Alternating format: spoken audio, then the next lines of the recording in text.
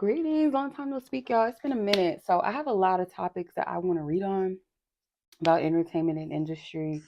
Um, so there are some things that have been very curious to me.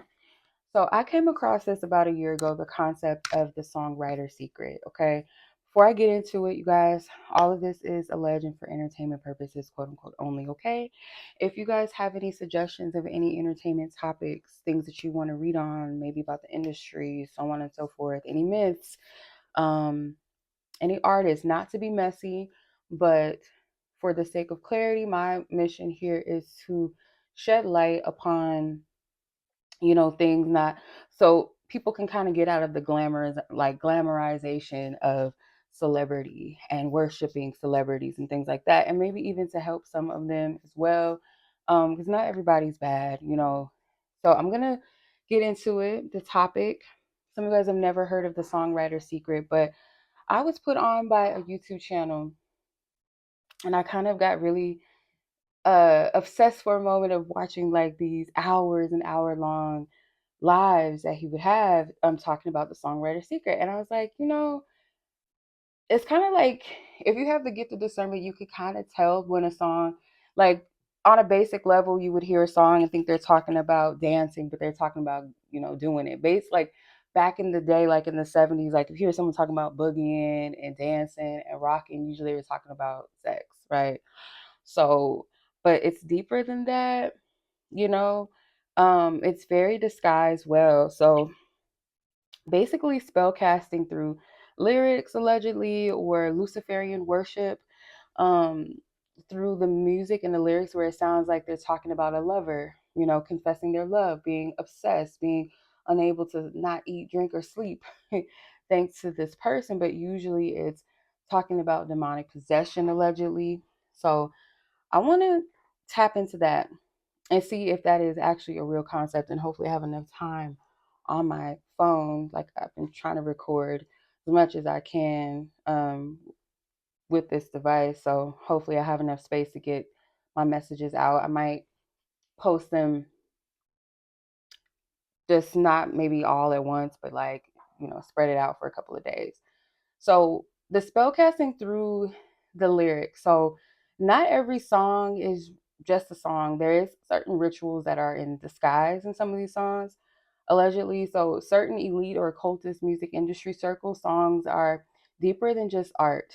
So they're vehicles for energy, transmissions, right? Emotional entertainment, and maybe even like Luciferian implications.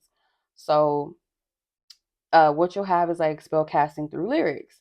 So these lyrics are carefully crafted to cast spells on the listeners, right?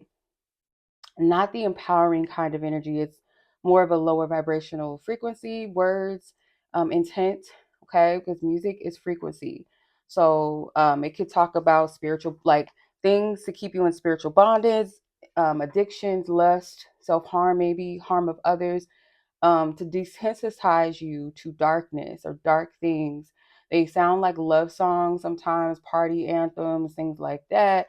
But what you'll notice is that there's chants, right? So every time you repeat a chorus over and over, it's a chant, and it's kind of the essence of an energy being disguised, of this bondage being disguised as something pleasurable to listen to. So what may sound like a song about sex is actually about maybe sacrifice, allegedly, quote unquote, right?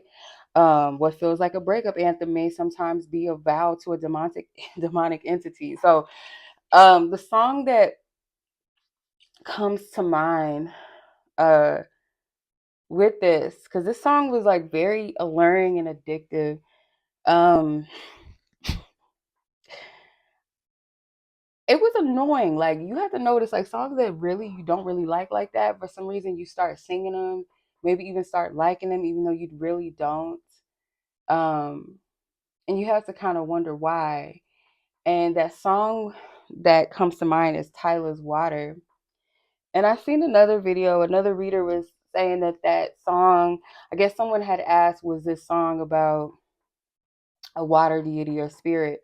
Because it sounds like, on the surface, it sounds like a dance song or even sexual song. But They're saying that it's a coded song, and that could have been like her quote unquote initiation song, the song to put her on. Um, if you guys have ever heard of backmasking, if you play a song backwards, you'll usually hear something else within the message, and it's usually something dark. Um, uh, Something just slipped my mind. There's a man named John Todd. Some of you guys may have heard of him, where he talks about, because he was an ordained warlock, and he would take, or he worked with other witches that worked in record labels allegedly, and they would take the masters to this room, the seance room, and they would cast spells over the record and put certain demonic spirits in these records. So as he put it, I'm only restating what someone else said, okay? Um, but yeah, so that's interesting to me. And I believe it, because some songs like Bone Thugs and Harmony, like, if their music is like, it's good to an extent, like, but if you really listen, it used to kind of scare me. Like, I didn't understand why I liked Bone Thugs music so much, but like some of it actually had like a dark tone to it, very death and dark, demonic tone to their beats. Like a lot of gangster music in the 90s had that eerie sound to it, if y'all know what I'm talking about. Even like Southern rap, um, or like certain Miami rappers, like some of that energy just was like really dark, right? So the Luciferian worship is like hidden in plain sight.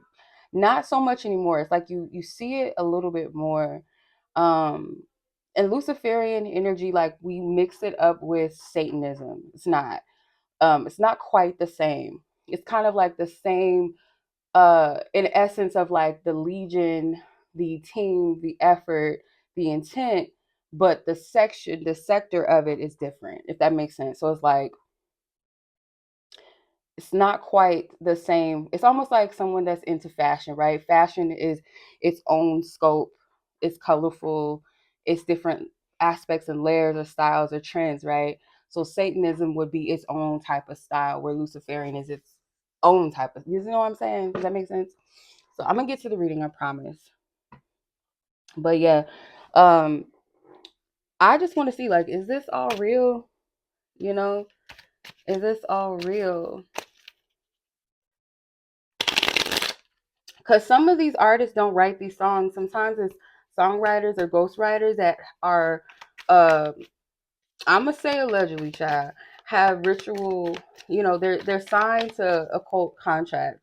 They already are gifted and skilled in this sort of thing. They have their own vows and allegiances with certain demonic forces, spirits, quote unquote, the devil, to where they know how to use symbolic language, how to use invocations within a song, may use sex magic, things like that.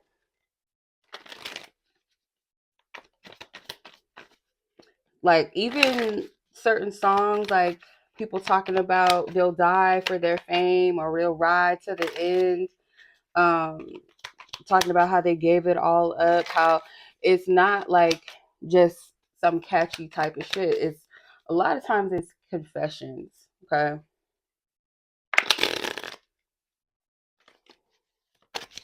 Is this songwriter secret thing a real thing? Is this a real thing? Choices, domination, appreciation, and she's playing an instrument. I would say yes. Let's put these to the side. I'm just going to continue to pull from different decks. My table might get a little messy real quick, real fast with all these cards. Yes. I do feel like some of these people may come into the industry like Christians, or already devout to some sort of Christian faith, or some faith that they feel like is moralistic. And then when they come into this, it's like they have that choice whether they are going to be down or not be down. Um, Even stuff that sounds innocent. I'm getting like folk music or something, or this could be like, I don't know, like a woman that plays guitar. It sounds I don't know. It's not what it seems. The Lovers, and there's a goat down there. Yeah, I would say yes. It is. The Chariot. It seems like they're exchanging some sort of contract or decree. Yes, this is real. Yeah, it is. It's like it's under contract, it's under oath. This is ancient shit. This is ancient. Yeah. The master. Yes. And what are these down here? Are these mice or something? It's like the master is the artist. So even okay, let's say quote unquote, all speculation. Yeah. For entertainment purposes only. The artist is the master, and they're a master in a sense that they may be ordained witches, warlocks to even do this type of work. You have to be. And their audience is under a spell. So, like, when people have a quote unquote a cult following, that's not a mistake. Okay. The idiot card, they could feel like they're an idiot. Like, what the fuck did I get myself into? Yeah, Italians. It's like this offer, this chalice, this cup, but it's coming from demonic energy. Look at this nasty, scary looking fingernails, and then you got this hellfire in the back of it.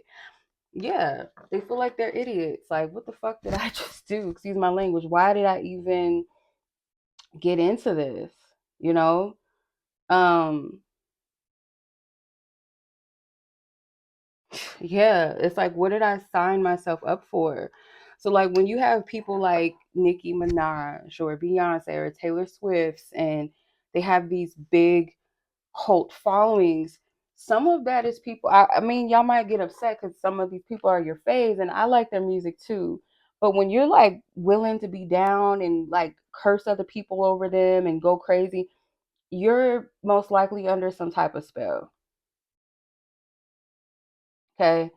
Um, This card in this deck represent magical items that suddenly disappear, that you once possessed. So some of them may have like magical gifts or powers, and then like at a certain degree, it just doesn't work anymore, which is why like some of them may come in as gifted songwriters. Let's say like I'm just using Neo as an example, um, or a Carrie Hilson that wrote for artists before they became their own artists. They already had the gift and the talent. Let's say someone took them in and they were like an understudy, like, we're going to teach you how to do the songwriter secret. We're going to teach you how to cast spells through writing. And let's say like the artist possesses this power to write, or this power to sing a certain way, in a certain tone or frequency. And then when they get to a certain place where, let's say, like the quote unquote enemy or the spirit that they invoked or work with no longer wants to use them, and they try to do that same method or try to make another hit song, and it just doesn't quite work. And I have chills in my legs because I know this is true. There's that Baphomet symbol right there. That's it. And then the star. Look, y'all, do I really need to keep pulling y'all? Because I feel like that's it. you know um Once they are no longer in favor of this entity or this spirit, it's like, I don't need you no more. What I need you for? Hold on, these cards, I saw those flipped up. I'm like, why are these cards face up? Some of these cards are face up. I gotta put them back in right. um yeah, spirit, what's up? Divine source, what is up with this? Forgotten person. Yeah, I feel like they become forgotten, you know. Some of these people that are one hit wonders, and it's not always because they want to turn against the industry and they don't want to do it anymore. Sometimes, like, the enemy just plays that game with you. Like, I'm good. I found another person that's more dedicated than you. It's almost like a narcissistic parent.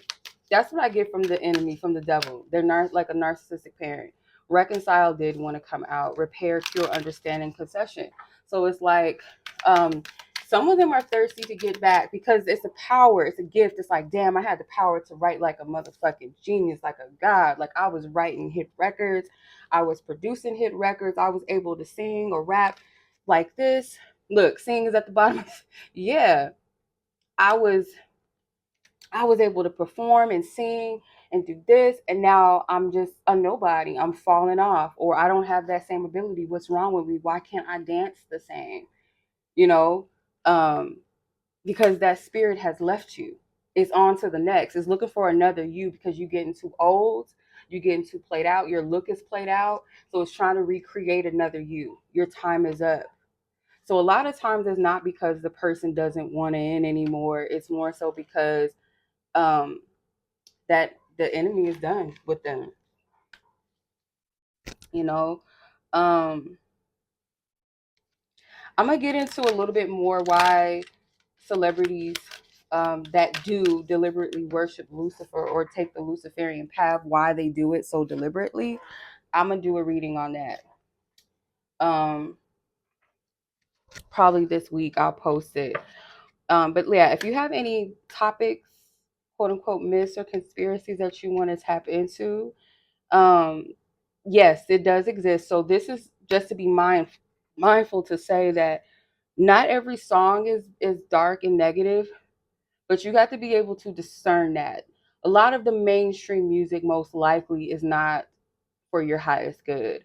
R&B used to be about love, or what we perceive to be love, because that's what that channel that talked about the Songwriter secret kind of put me on to, was that the songs in the 70s that we're thinking are party songs and this feel good stuff. But I don't agree with everything that he says, and he probably wouldn't agree with me because he's a Christian and I'm I guess I would be considered a Satanist based off of what I do, you know. How I choose to be a channel for God, they would probably beg to differ, but um, they do talk about a lot of astrology and stuff like that being demonic, and I don't agree with that. But the songs that we perceive as love songs most likely are dedications to the light bearer, quote unquote Lucifer, um, or demonic spirits or entities. Um, Especially if they talk about angels a lot. Those are coded messages for fallen angels. According to him, from what I've researched and, you know, kind of became really engulfed and obsessed with his work, I really appreciate it. It's eye opening. And yeah, you have to be discerning to tell, like, why am I obsessed with this song? Sometimes, like, why people are so obsessed with artists, why they go hard, why they go crazy, why they um idolize them so hard and they can't see past the image that the artist presents. And that's another thing, is to be a musician and a magician, you have to cast an illusion when you're casting spells. So like, you think, oh, this person is so sweet and they're so this, they're so that. They could be a completely different character, or they come off as like very confident, very sexy, but they might be the most insecure people. It's like,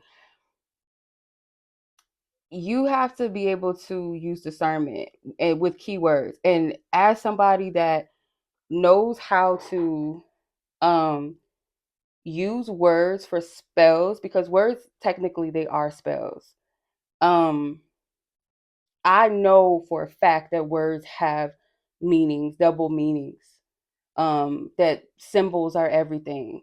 So like, it's not false, it's not a myth in my opinion, but for the sake of this, we're going to say allegedly and for entertainment purposes.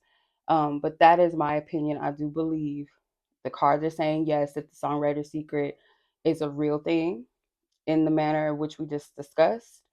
If you like this video, I would greatly appreciate if y'all show some love to the channel, and let me know if you have any requests. Leave them in the comment section, and if I'm divinely led to do them, I will. So I'll see y'all soon. Peace.